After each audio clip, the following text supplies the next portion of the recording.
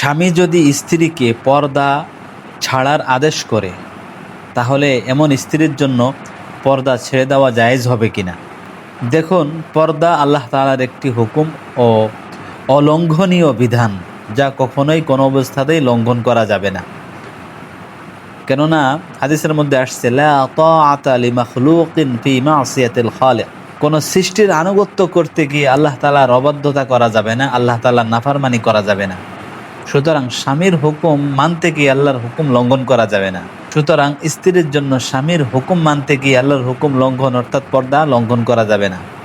এখন যদি স্বামী স্ত্রীকে বাধ্য করে বা চাপ দেয় পর্দা ছাড়ার জন্য, আর স্ত্রীর কাছে পর্দা ছাড়া ব্যতীত আর কোনো উপায় না থাকে, এমন স্ত্রীর উচিত স্বামী থেকে তালাক নিয়ে নেওয়া। আল্লাহ তাআলা তার জন্য উত্তম স্বামীর ব্যবস্থা করে দেবেন ইনশাআল্লাহ।